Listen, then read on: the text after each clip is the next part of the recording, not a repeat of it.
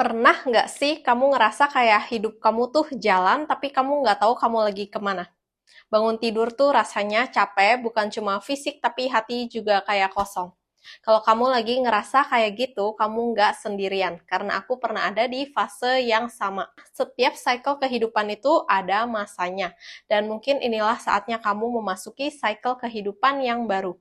Jadi percaya deh, kalau ini tuh hal yang wajar dilalui sebagai seorang manusia. Terima dengan lapang dada sambil melakukan apa yang akan aku share di video ini. Hai, aku Sagita. Hari ini aku mau share cara aku riset hidup waktu lagi kehilangan arah. Di sini aku rangkum menjadi 8 praktek yang bisa kamu lakukan langkah demi langkah. Kamu boleh catat sambil di-pause video ini untuk bisa lebih memahami apa yang akan aku bagikan di sini. Udah siap? 1, 2, 3. Yang pertama, hentikan semua dan dengerin diri sendiri. Stop scrolling sosial media.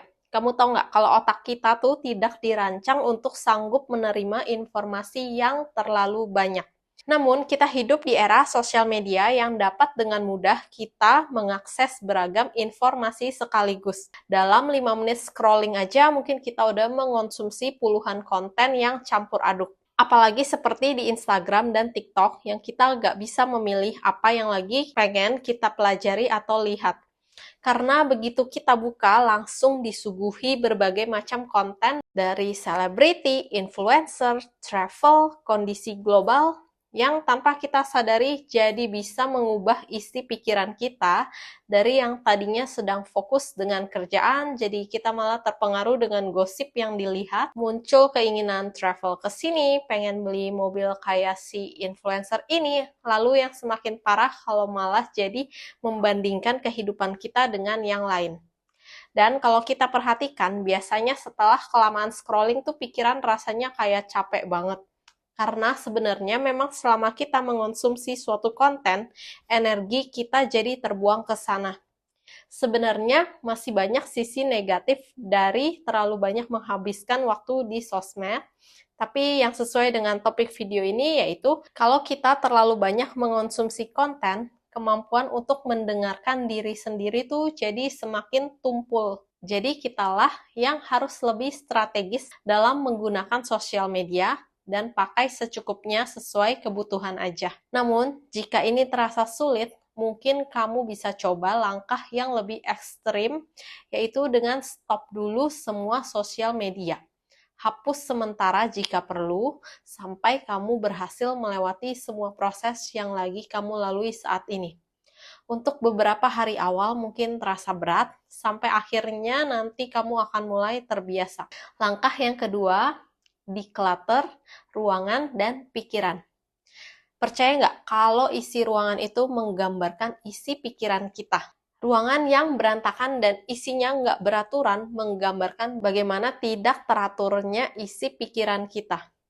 Mungkin terdengar tidak masuk akal buat kamu yang baru pertama kali mendengar ini, tapi coba deh kamu praktekkan dari area yang kecil dulu, seperti meja kerja dan suatu bagian di kamar tidur, lalu lihat bagaimana dampaknya ke diri kamu. Aku yakin sih kamu bakal senang dengan hasilnya dan berlanjut ke seluruh ruangan kamu. Ada satu buku yang bagus banget, yaitu Marie Kondo, The Life-Changing Habits of Tidying Up. Di buku itu dijelaskan tentang betapa pentingnya untuk mengeliminasi atau decluttering barang-barang yang tidak terpakai untuk keberlangsungan hidup yang lebih baik. Ini buku yang berhasil mengubah diriku dari seseorang yang berantakan menjadi orang yang rapi. Seringkali pikiran yang kusut itu dipicu sama visual yang berantakan. Dan sambil kamu beresin, pikirin juga ini. Apa ada di antara barang-barang ini yang udah nggak relevan tapi masih aku simpan? Lalu coba belajar untuk melepas barang tersebut. Ini akan membantu kamu mengenali diri sendiri dan belajar melepas pikiran-pikiran yang kurang baik untuk dirimu. Langkah yang ketiga, koneksi ke diri sendiri. Kadang kita kehilangan arah bukan karena salah jalan, tapi karena terlalu lama nggak dengerin diri sendiri. Gangguan dari luar seperti berita, opini, dan kepercayaan masyarakat membuat kita terpisah dengan intuisi kita. Karena pada dasarnya setiap manusia dilahirkan untuk bisa melakukan apa yang mereka inginkan. Coba deh kamu perhatikan seorang anak kecil. Mereka melakukan apa yang mereka inginkan dan di dunianya mereka sendiri. Mereka nggak peduli tuh akan berhasil atau enggak, seperti saat pertama kali kita belajar jalan. Kita terus mencoba jatuh bangun berkali-kali sampai berhasil kan? Lalu kenapa? Sekarang kita tidak memiliki keberanian seperti itu lagi? Karena seiring bertambahnya usia, kita terpengaruh dengan lingkungan dan masuk beragam informasi serta pendapat yang membuat kita semakin jauh dengan diri kita sendiri. Kita juga semakin peduli dengan pendapat orang lain untuk bisa diterima di lingkungan sosial.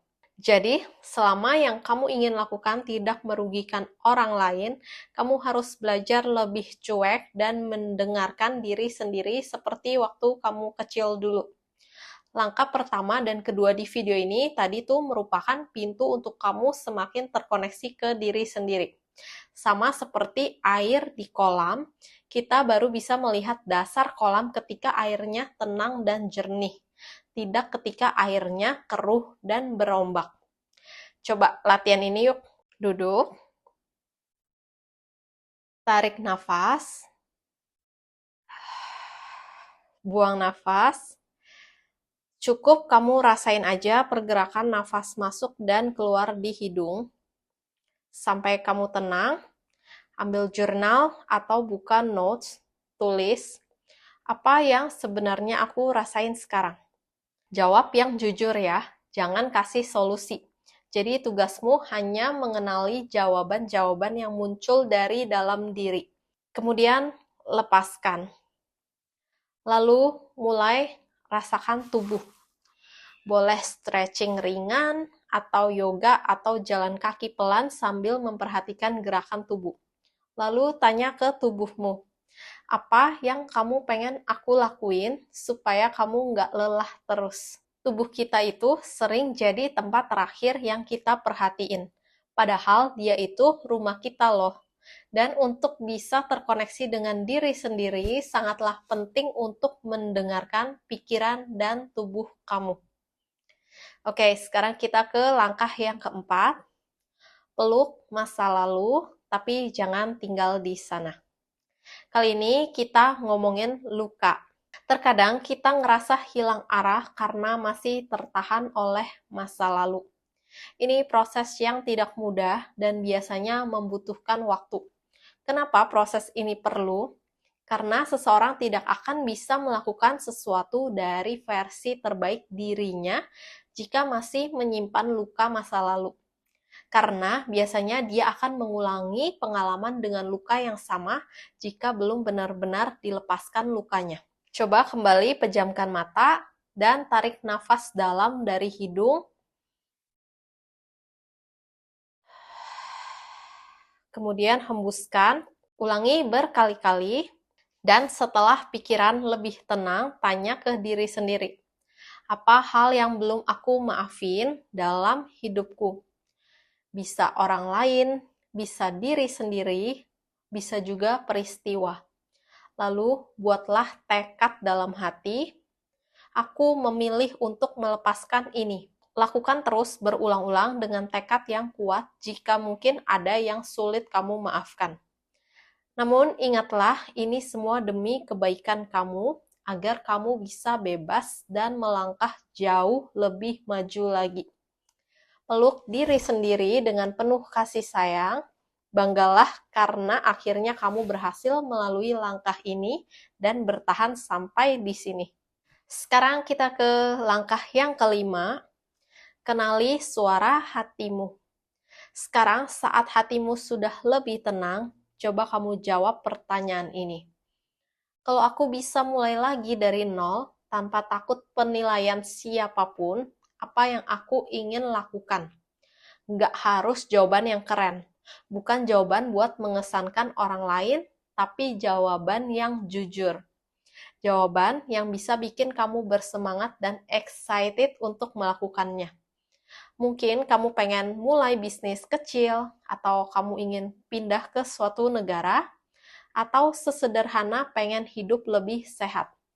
Tulis dan jangan sensor, karena ini merupakan suara hatimu yang jujur. Dengan sering bertanya ke diri sendiri kayak gini, kamu tuh melatih diri untuk lebih percaya diri untuk mendengarkan isi hati sendiri.